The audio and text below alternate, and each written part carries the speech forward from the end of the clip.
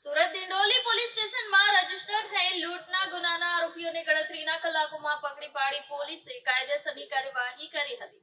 હાલ આરોપી રિમાન્ડ હેઠળ છે.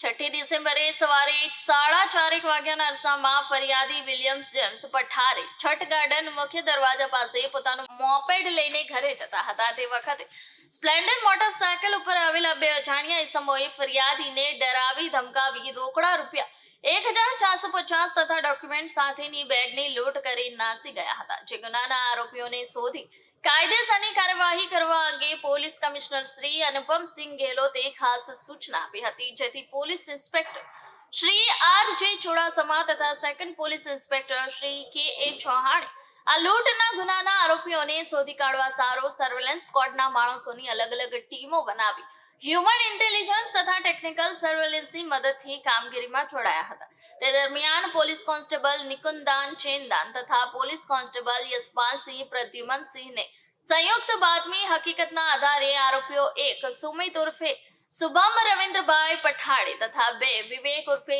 કેવલ ઉર્ફે જરી કમલેશભાઈ સોલંકીને ગુનામાં ઉપયોગમાં લીધેલી મોટરસાયકલ તથા લૂંટ કરેલા રૂપિયા પૈકીના રૂપિયા 520 તથા બેગ આરસી બુક તથા અંગ ઝડતીમાંથી મળેલ 2 મોબાઈલ ફોન સાથે ગણતરીના કલાકોમાં પકડી ગુના સબબ આગળની કાયદેસરની કાર્યવાહી હાથ ધરી છે.